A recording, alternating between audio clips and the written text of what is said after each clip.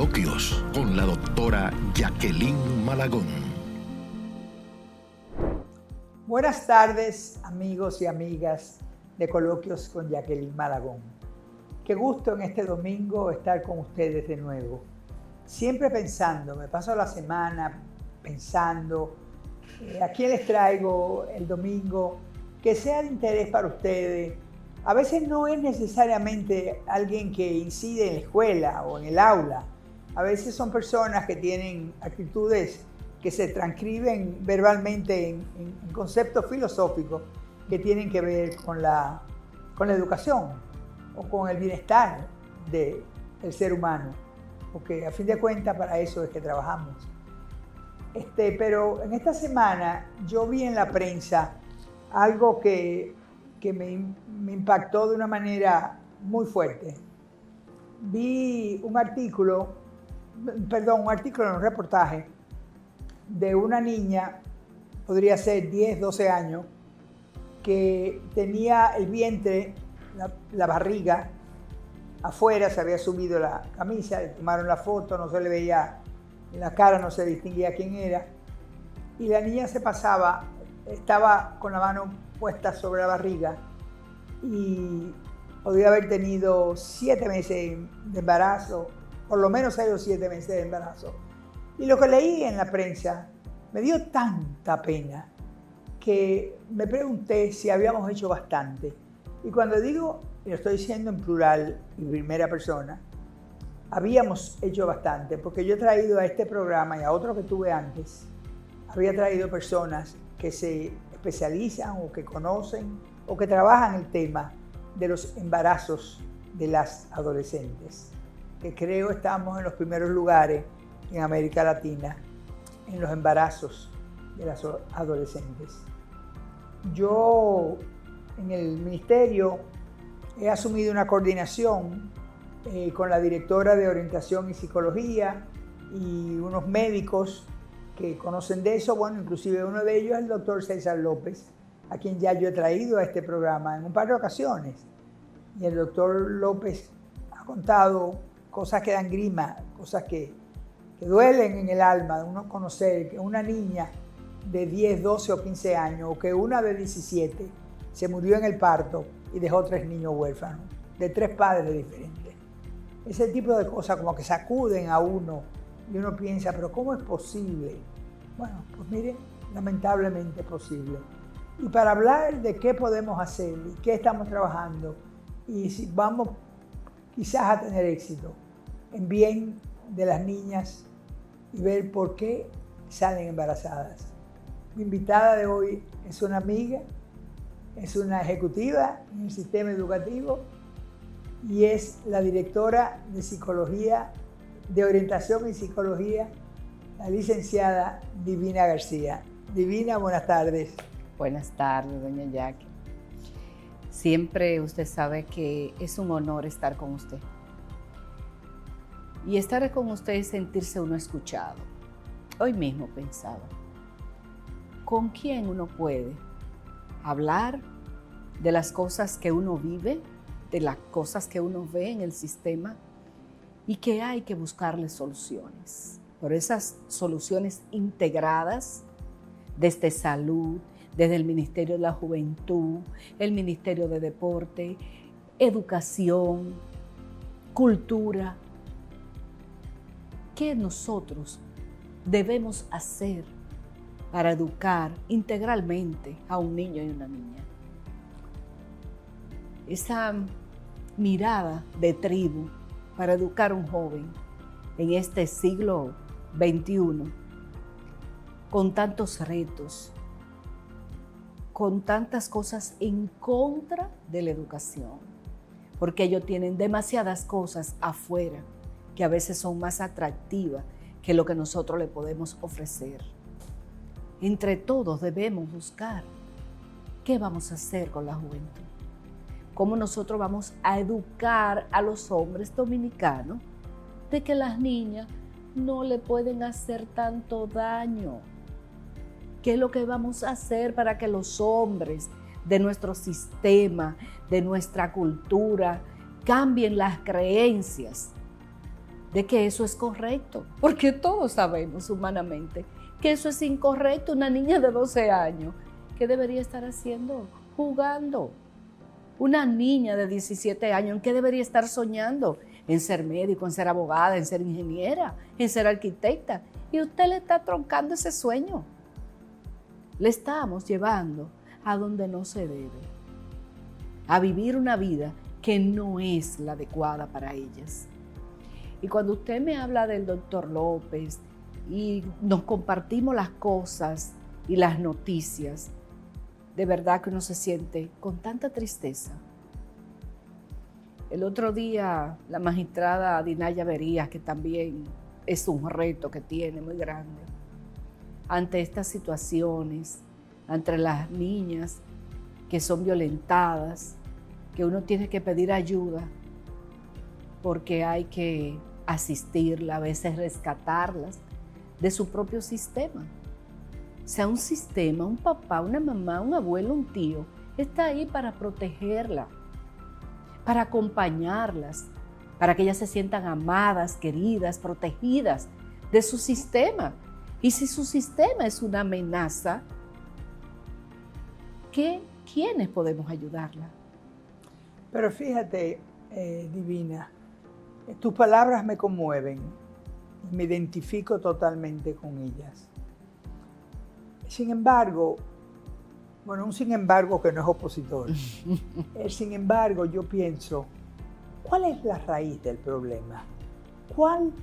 ¿Qué es lo que induce a la niña a echarse en los brazos de un muchachito y resulta que queda embarazada? ¿Y cuándo va con otro y no sabe con cuál fue que procreó? Esa es una tragedia de una dimensión nacional. Sí. Una tragedia de una dimensión nacional que yo me enteré porque lo pregunté en el Ministerio hoy de Economía, en ese momento era MEPI, el año pasado. Yo le pregunté, porque ya Paveliza había venido a un programa mío y me había explicado el costo en la economía del país, la economía que maneja el gobierno, que es una economía diferente a la que tú y yo vivimos. Y él y todos vivimos en nuestras casas.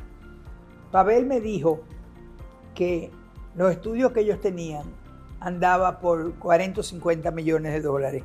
Eso fue el año antepasado. Yo tengo ese programa grabado, por supuesto. Pero el año pasado, eso fue antepasado, ¿no?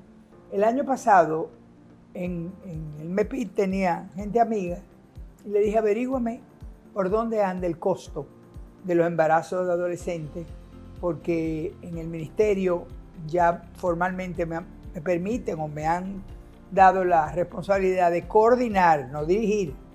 Lo dije tú. Sí. Yo simplemente estoy coordinando entre la gente, agradecemos entre los del área médica y el equipo técnico tuyo. Sirvo de vínculo para ver si se revisa la estrategia, porque existe una estrategia. La gente debe saber que el ministerio se ha ocupado de esto. Existe una estrategia, claro. Pero ante el boom que hay de estas niñas que están saliendo embarazadas, pero todavía más y no se espanten. Tenemos varios padres presos en la cárcel porque han embarazado a sus hijas de 10 y 12 años. Sí. Entonces, todo eso nos mueve de una manera increíble a ver cómo diablos podemos hacerle frente a esto. ¿Cómo podemos hacer, si no que se elimine, porque va a ser muy difícil eliminar, cómo podemos disminuir lo que está sucediendo en ese tema en la escuela? Y digo en ese tema porque hay otros temas también terribles, como en la violencia, que la voy a tratar, creo que la semana que viene o la otra. Tengo un invitado, un doctor en psiquiatría, que va a hablar conmigo de eso, de la violencia en la escuela. Pero hoy, con Divina, yo solo quiero limitarme a los embarazos adolescentes. ¿Tú viste el programa, el último programa del doctor López y mío? Sí, claro. ¿Tú estás de acuerdo?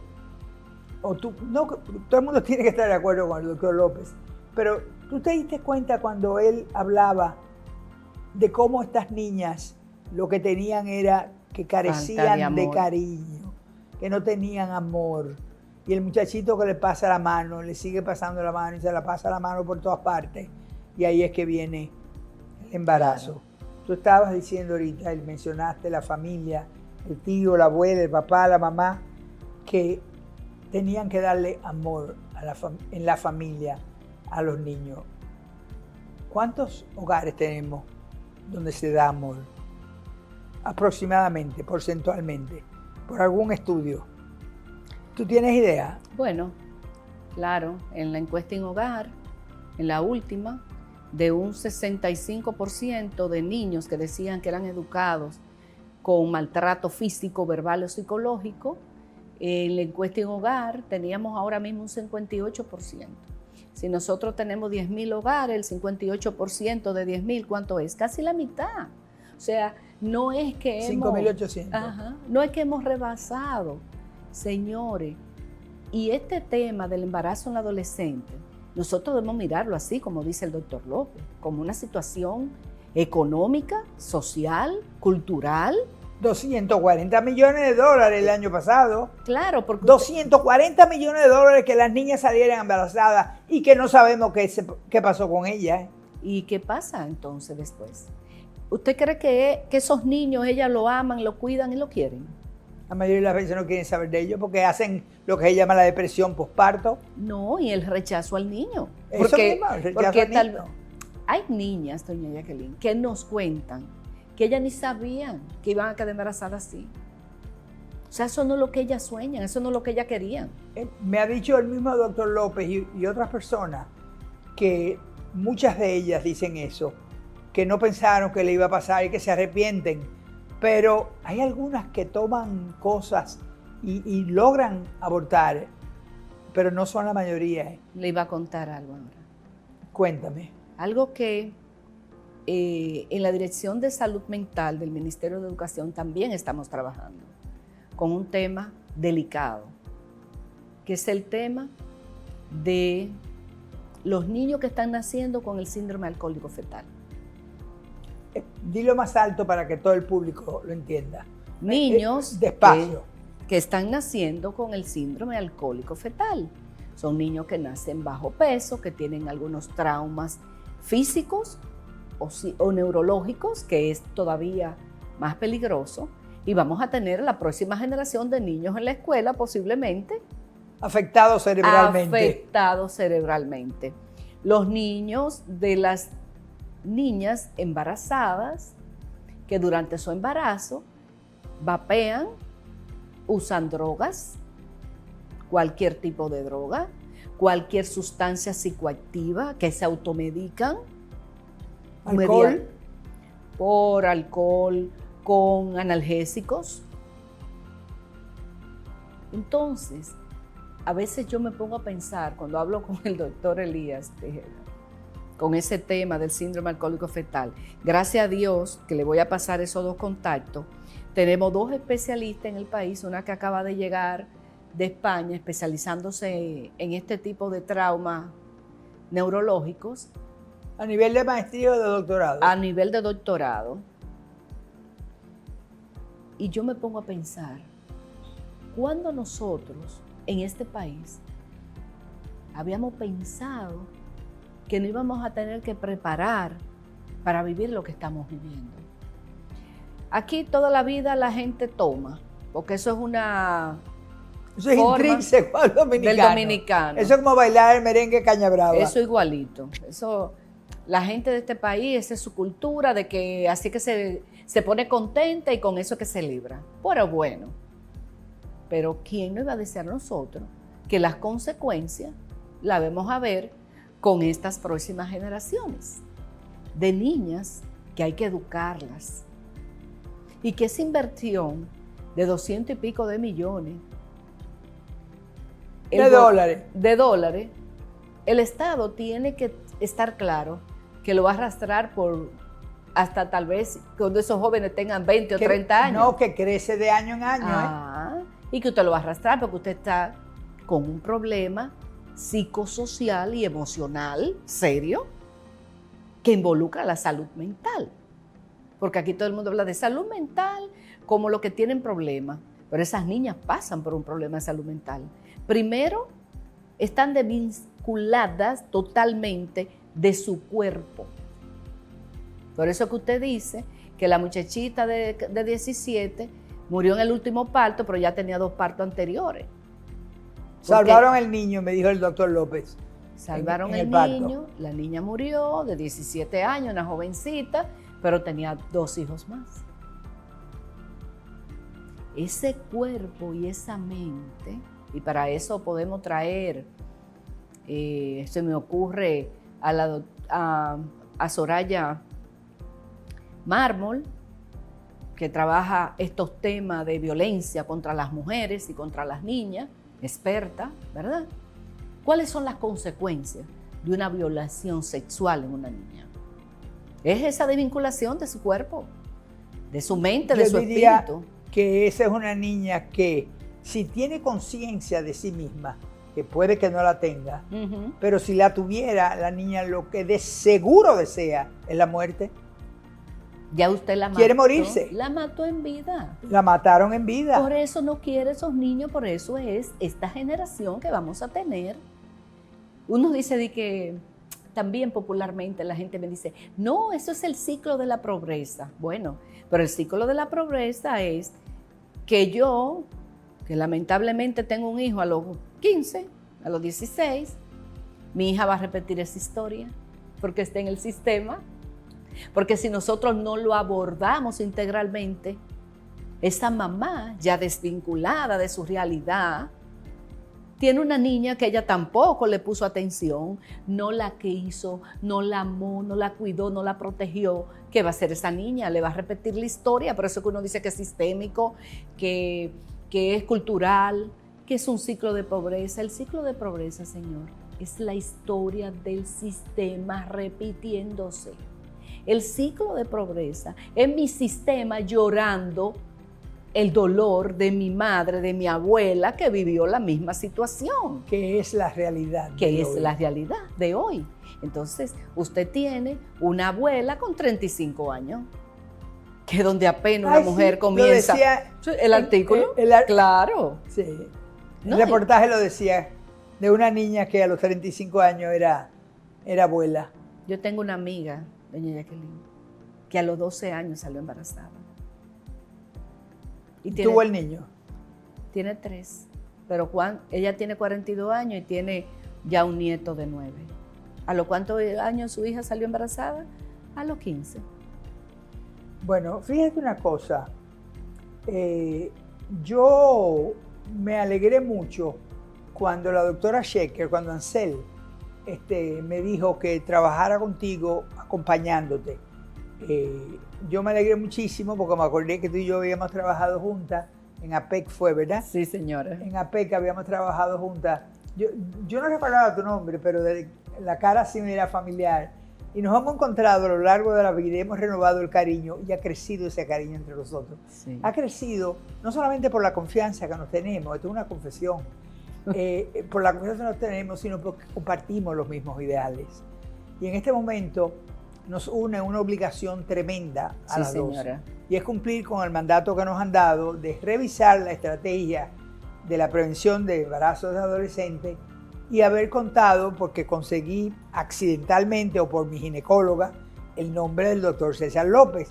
Y resulta que el doctor César López ha resultado un hombre encantador, pero encantador. Pero más que encantador, o además de encantador, el doctor César López es una Biblia en este tema. Sí.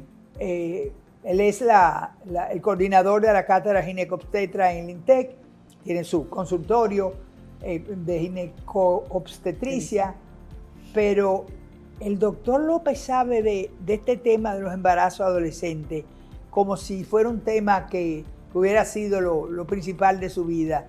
Y cuando lo comparte con uno, por lo menos cuando lo ha compartido conmigo, ha sido como con un inmenso dolor. Sí. O sea, el médico que conoce la raíz desde la ciencia de esto, tiene dolor ante lo que vive, lo que ve y lo que pasa por sus manos. Yo recuerdo que no necesariamente tiene que ver con los embarazos adolescentes. Él contó aquí que el mundo está tan mal, como tú estás dejando a entrever, el mundo está tan mal que en su consultorio él tuvo una señora que estaba embarazada, que fue con su hijo de 5 o 6 años.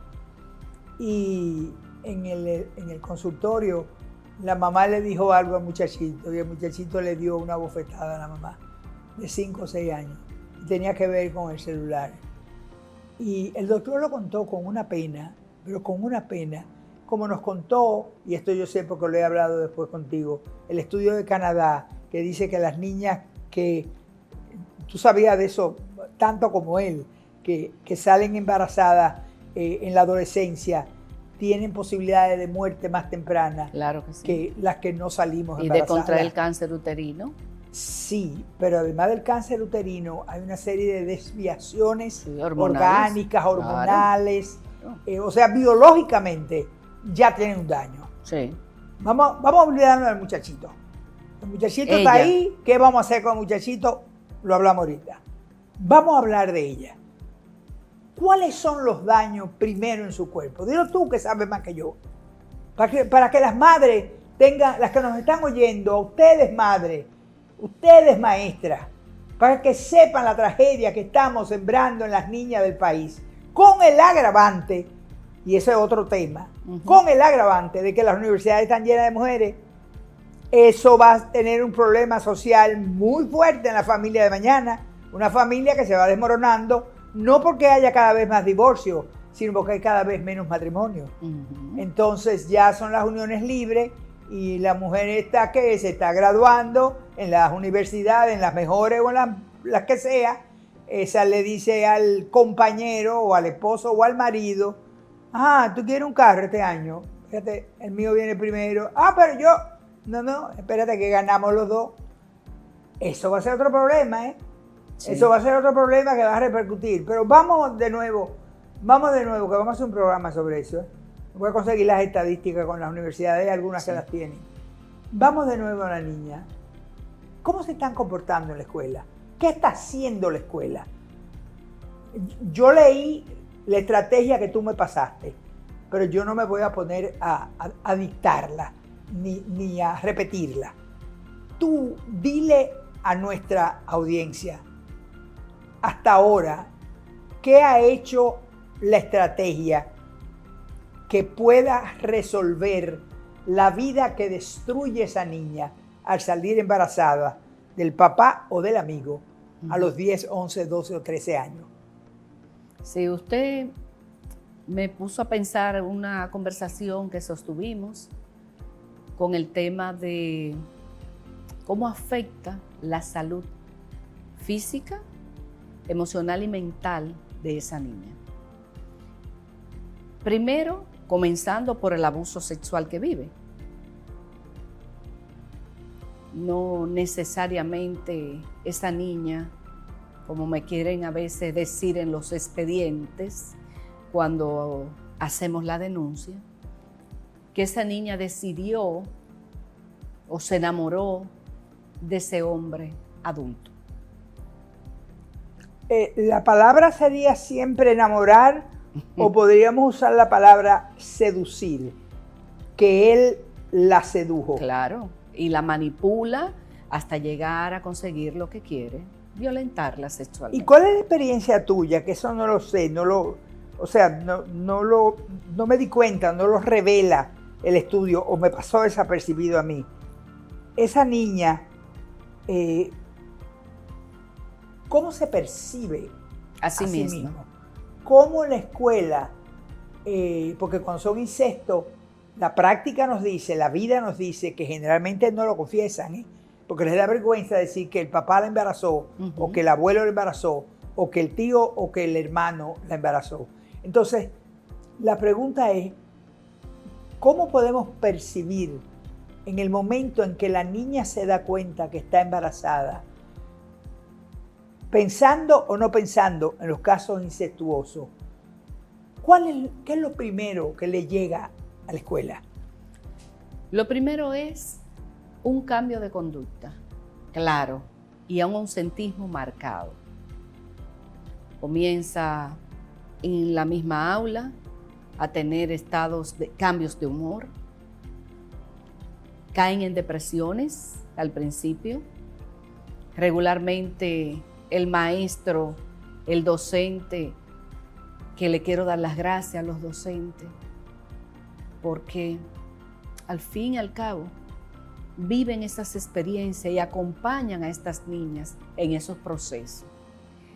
Para mí eso es un proceso de duelo. Qué palabra también usada, ¿eh? Un proceso de duelo. Sí, porque hay duelos en la vida. Eso es una pérdida de la inocencia, que es lo más grande que un niño tiene. Quédate en esa frase.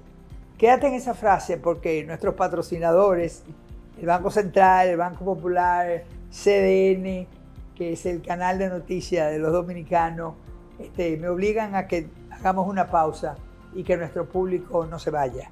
Que espere porque estamos dando una lección de cómo ustedes pueden hacer que en sus familias, sus niñas, las niñas hembras, bueno, también los varones, porque son los varones que embarazan a las hembras, pero una lección para ustedes, para producir hijos e hijas con mayor sentido de moderación, de pauta, de prudencia, de búsqueda de amor en el sitio equivocado. Esto tiene muchas aristas. Lo que yo sí quiero, que fue donde pausamos, es ver qué hace la escuela, qué responsabilidad se ha echado de la escuela. A ver, ¿cuál es tu experiencia? ¿Qué tú piensas? Porque lo que yo conocí años antes de tú llegar, que daban las estadísticas, a mí no me gustó mucho lo que supe, que de ahí fue que yo me interesé y le dije a la doctora Ansel Sheker que a mí me gustaría incursionar en conocer el tema y ver si yo podía contribuir, como creo que contribuyendo con la coordinación que estoy haciendo. Sí, señor. ¿Qué dice la escuela?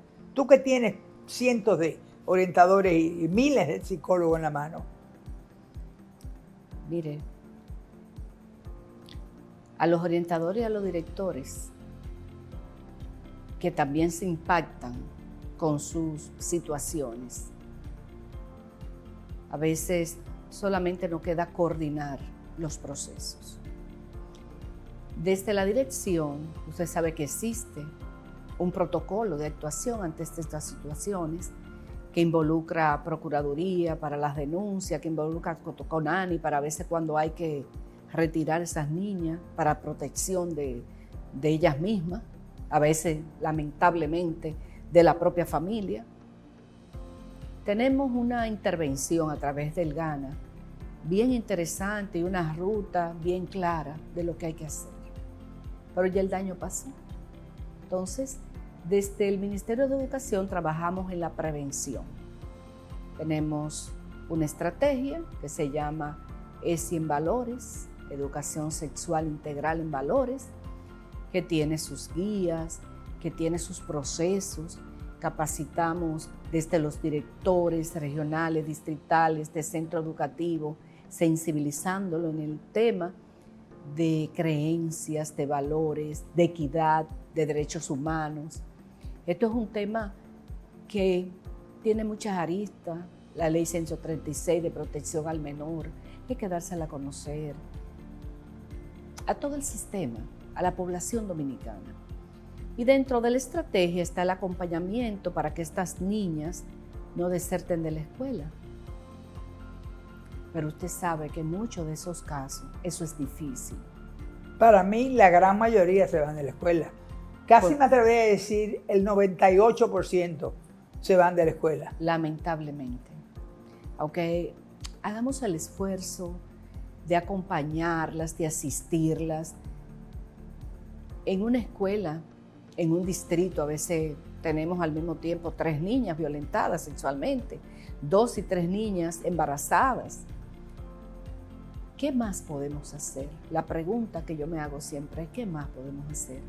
Y quiero aprovechar para agradecerle a nuestra viceministra Ansel Sheker, a usted, que está ahí de la mano, brindándonos este apoyo, esta asesoría, para que nosotros podamos hacer este abordaje integral, que es lo que necesitan nuestras niñas y nuestros niños, nuestra juventud.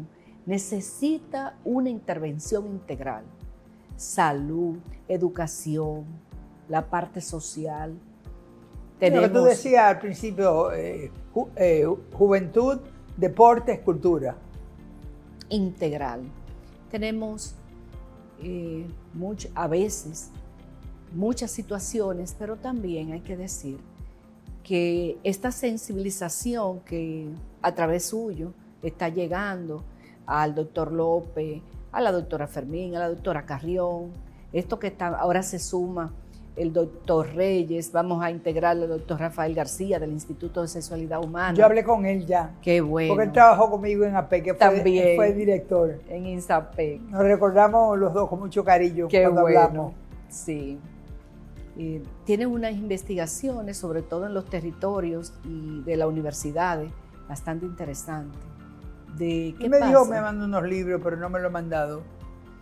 Interesantes los libros también y sus investigaciones, que yo pienso que el Estado debería, o debemos todos como Estado dominicano, apoyar más el tema de investigaciones, porque solamente con investigaciones, con estadística y datos claros basados en evidencia, vamos a poder tomar decisiones, tal como usted me dice algunas veces. Pero dame la estadística, mándame las incidencias del sistema de incidencia CINI de allá de la dirección. Sirven para tomar decisiones, pero sobre todo, de aquí en adelante, en esa mesa que usted está coordinando y que estamos en constante comunicación, ¿qué va a pasar con esta estrategia, con este aporte que nosotros podemos hacer entre todos? Miren, tratar de que ella se quede en la escuela es importante, porque eso le da esperanza y le va... Pero no es lo principal. Pero no es lo principal. Le va a indicar un camino por donde seguir, pero en lo que ella está viviendo, en su depresión, en su proceso, tal vez recién parida, va a necesitar apoyo de todos para poder todo continuar. Apoyo psicológico, psiquiátrico. El psicológico, el psiquiátrico, para poder seguir, para poder levantarse. Pero el Estado no ofrece eso, ¿verdad? ¿O sí lo ofrece? Sí, ofrece el Estado.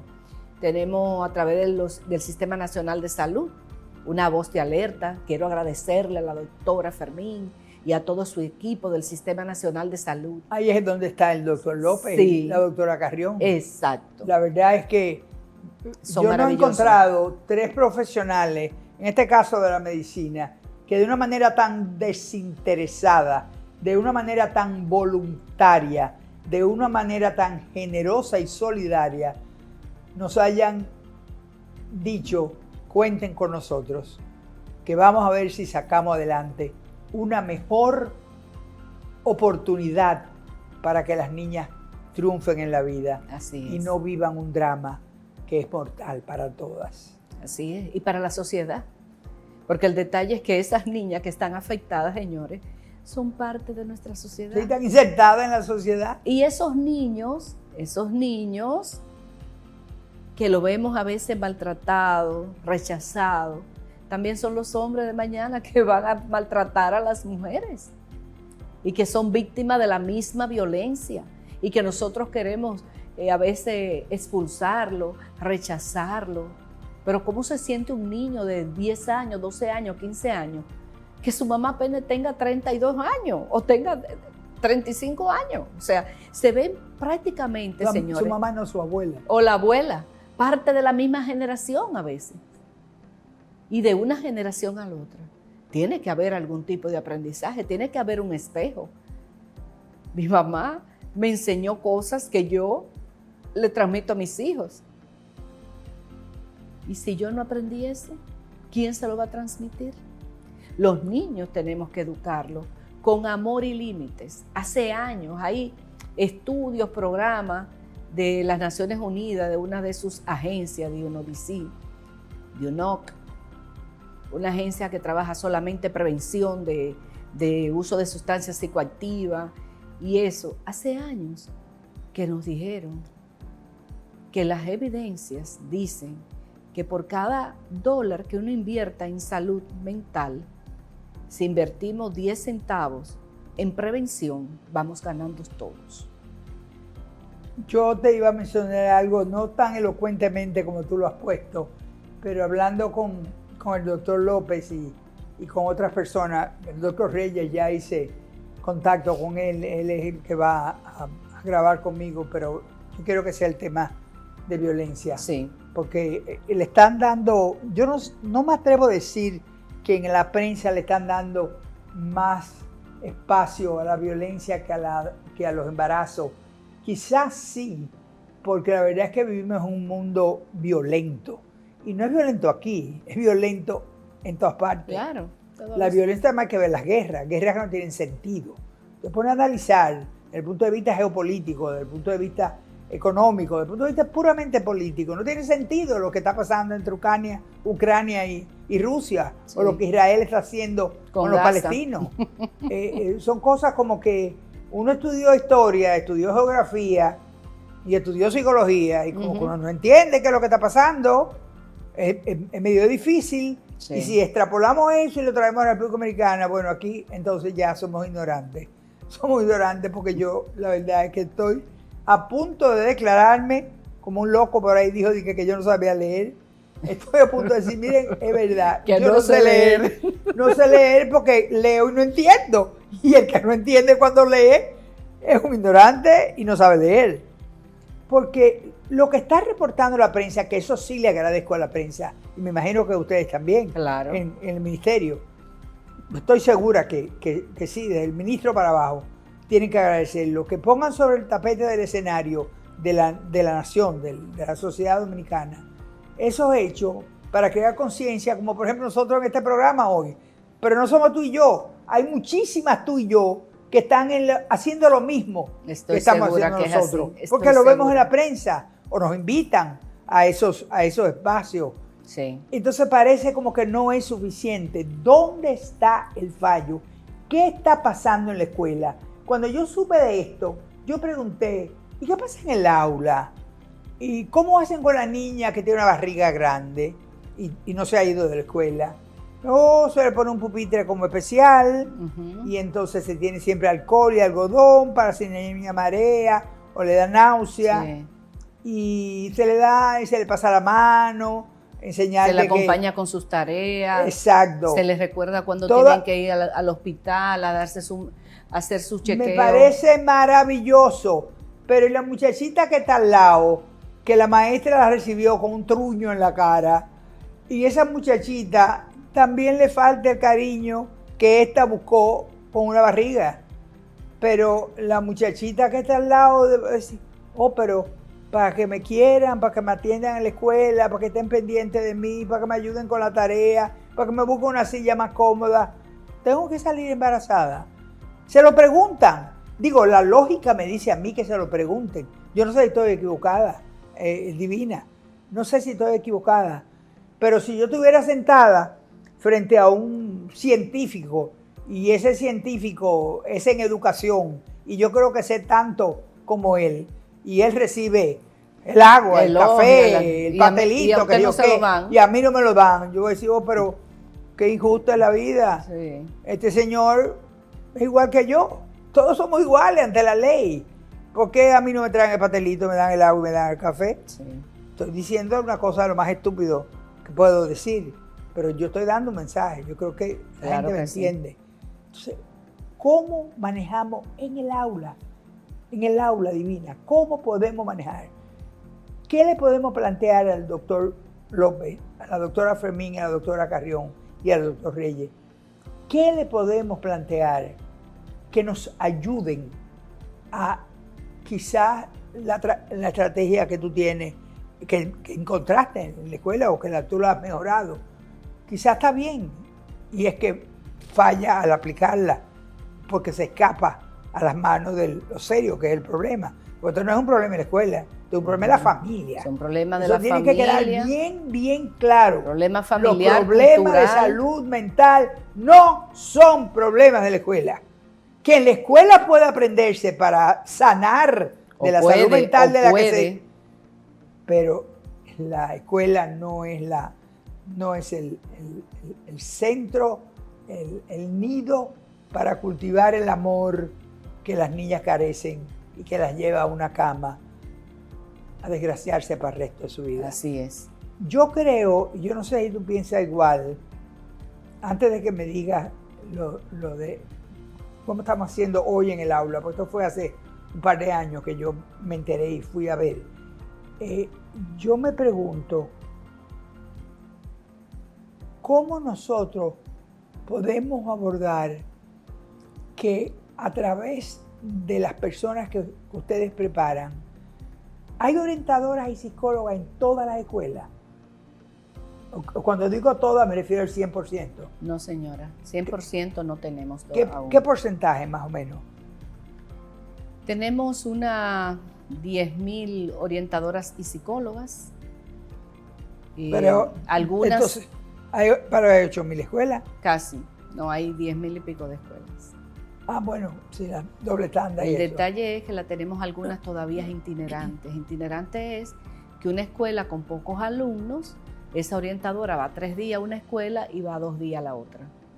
Algo que también la viceministra estamos analizando y estudiando esta situación, y además donde existe esa población alta de 1.000 estudiantes a veces en una escuela, tener una orientadora y una psicóloga escolar por nivel sería muy importante. O sea, por ejemplo, en primaria, una especialista de, sí, porque las edades de esas etapas de desarrollo obligan a un manejo diferente. Exactamente, para poder hacer los abordajes integrales de acuerdo a las etapas de desarrollo. No es lo mismo un estudiante que está en una situación X viviendo tal vez violencia, porque la gente dice, ay, que los niños están violentos. Señores, los niños no están violentos. Reflejan. Nosotros, los adultos, estamos violentos y ellos están mirando, como diría mi amado doctor Dunker, en esas memorias espejo, imitando lo que nosotros le estamos vendiendo. Los niños reflejan en la escuela lo que viven en su casa y hablan en la escuela lo que les pasa en su casa. Porque yo fui maestra desde el año 84, especialista en alfabetización. Tengo más de 30 años siendo orientadora escolar de las escuelas, de los colegios, orientadora universitaria en mi amada casa matriz, la UNFU. Fui orientadora. La mía. Y la suya no te la también. Mi amada UNFU. Y qué uno escuchaba y cuáles eran las situaciones que llegaban, que ellos hablaban. De que no pueden estudiar porque la mamá está con otro marido o está violenta. Una de las cosas que tal vez nosotros deberíamos mirar es el estado depresivo de alguna de estas adolescentes que lo llevan a tener conductas autolesivas. Tenemos más de 400 casos informados que ha habido que asistirle, reportados, que hemos tenido que asistirle. La dirección ya tiene un programa para que las orientadoras puedan evaluar, diagnosticar así rápidamente y referir, buscar ayuda. Inclusive en el Centro de Atención Psicológica, el CAPEN, se reciben casos y llamadas de niñas desesperadas, pero no desesperadas por ellas, desesperadas por lo que están viviendo en sus casas, por su entorno, porque no se sienten amadas, queridas, no se sienten aceptadas. En paz, ni aceptadas, no se sienten en paz en su casa, no encuentran armonía. Y cuando todo eso te envuelve en un círculo, tú como ser humano reaccionas. Y aparece un muchachito en el camino. Y lamentablemente, ¿qué hacen? Buscan el amor fuera de su casa. A veces en quien no deben. O en quien ella pone una confianza que no necesariamente le va a responder cuidándola ni protegiéndola. Esto es una situación, inclusive, cuando las niñas están embarazadas, otra de las cosas que hacemos, cuando tienen que tomar, por ejemplo, pruebas nacionales para que no pierdan el año escolar, pues se le ubica, a veces se examinan solas en el distrito o en la regional, o se le busca un espacio en la misma escuela con un acompañante que ellas se puedan examinar. La escuela hace más a veces que hasta lo que puede. La escuela ofrece apoyo, ayuda psicoemocional, pero el amor de su mamá y de su papá no lo sustituye nada. Nada, mamá y papá, sustituye el amor que tú le puedas dar a tus hijos, la protección, el acompañamiento, sobre todo protegerla. Protegerla, aquí no queremos que hablen, pero cuando una niña va a un hospital, yo pienso que en ese mismo hospital, el director, la enfermera, la que recibe a esa niña, debe tener un momento para hacerla consciente, para evitar el próximo embarazo. Porque cae en el segundo. Claro. Lo grande no es que caen en el segundo y después en el tercero, es que se prostituyen. El doctor López fue el que me llevó a esa conclusión y me lo explicó brillantemente. Sí. Hay un gran número, no me atrevo a decir la mayoría porque no recuerdo las palabras de él, pero hay un gran número de esas niñas que se prostituyen, claro. Y otras encuentran salida ante la vida yendo al Infotep. Qué lindo. El Infotep, si tienen 8º grado, o a veces creo que, no estoy segura. Sí, tiene que tener 8º. Octavo es el primero, curso, exacto, para entrar. Secundaria. Pero hay un programa, yo creo que especial, no sé si es que aceptan casos como este, bajo condiciones controladas, aceptan esas niñas. Entonces, si aprenden un oficio, se sienten como que pueden ser un poco útiles. Claro. Y si se sienten un poco útiles y se sienten que producen y que pueden mantener al niño. Y a veces Dios las premia, aún habiendo pecado, y las premia poniéndole un muchacho bueno en su camino, que acepta el niño que no debió haber nacido, pero nació. Bueno, no digo no debió haber nacido, porque no estoy a favor del aborto, por supuesto, sino que me refiero no debió haber sido concebido. En ese momento de su vida. Exactamente, porque tenía todas las posibilidades de un niño que iba a ser desgraciado. Y iba a desgraciar a la mamá. Y el papá no se sabía quién era. Y si lo fuera y quisiera ser responsable a los 15 o 16 años, ¿qué responsabilidad puede tener un muchacho de 15 o 16 años ante la amiguita de 12 o de 13 que en la escuela quedó embarazada? ¿Qué puede hacer? Sí, es que es como usted dice. Yo conozco casos, pero unos casos dramáticos. Es drama por de donde cerca, quiera. Cuando digo de cerca me refiero a personas que trabajan donde amigas mías y me entero porque entonces están buscando una escuela o quieren entrar al Infotep y hablan conmigo. Y la verdad es que, yo no sé, pero yo siento que hacer un esfuerzo como está haciendo el ministerio y creyendo en que nosotras podemos ayudar y habernos encontrado a estos 3 médicos y al doctor Reyes, que es psiquiatra, yo creo que es una magnífica oportunidad para uno tratar de ver, esto no tiene solución, pero tratar de ver si el mal puede disminuir. Claro que sí. Porque la solución ante las enfermedades mentales no es mandar a Najayo o a La Victoria o a un hospital psiquiátrico a un tipo. Es identificar en la escuela a los 4, 5, 6 o 7 años la señal que da, que te dice que va a haber una patología muy probablemente. Sí. Entonces, hay un refrán que dice, más vale prevenir que remediar. Sí. Eso yo quisiera que nos lo aplicáramos en la escuela. Pero también necesitamos, que no hemos hecho énfasis ni tú ni yo en ello, a un maestro especial. Cuando digo especial me refiero a un docente de vocación, un docente comprometido, un docente que sabe que ese niño que está frente a él, esa niña que está frente a él, es su hijo o su hija, que la tiene en los brazos, que le está cargando. Entonces, tenemos esperanza. ¿Tú crees que podemos salir adelante? Claro que sí, tenemos esperanza. Ahora cuando usted me decía eso, yo reflexionaba un poco. La esperanza es el plan, y tenemos un plan.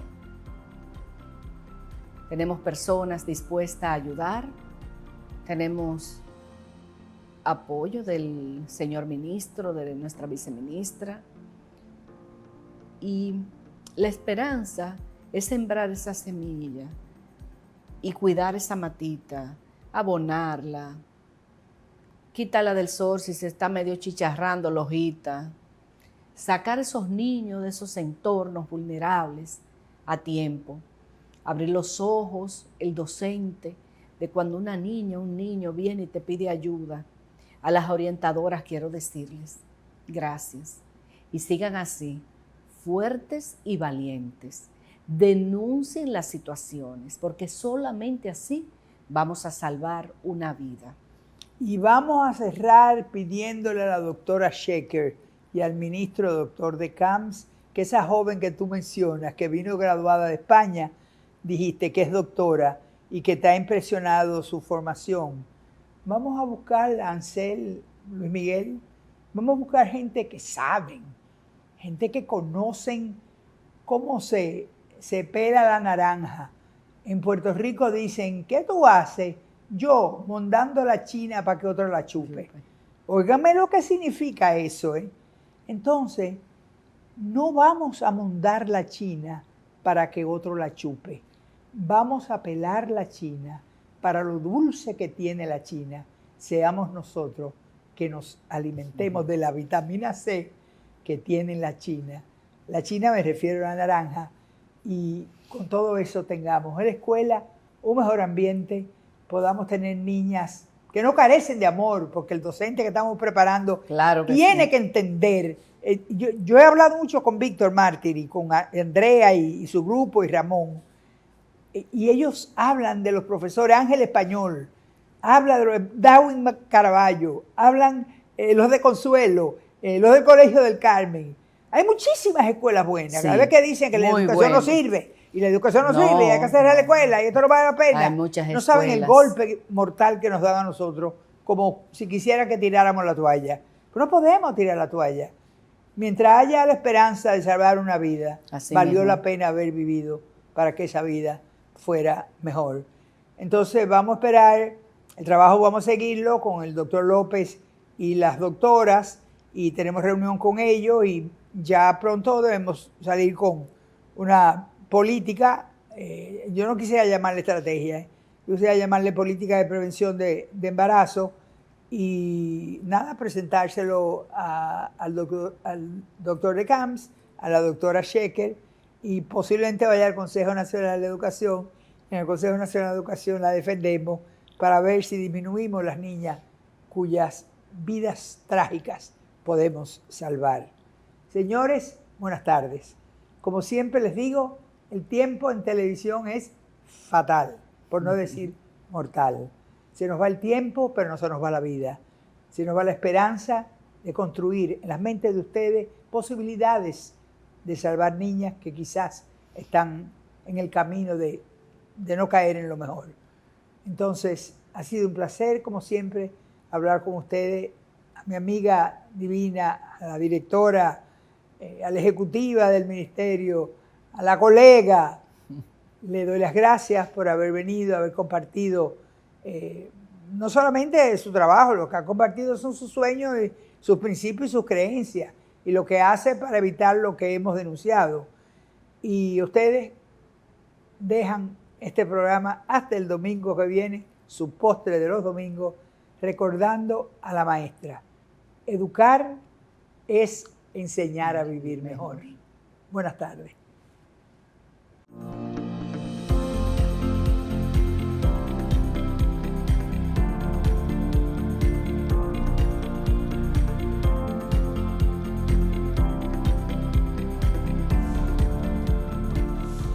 Coloquios con la doctora Jacqueline Malagón.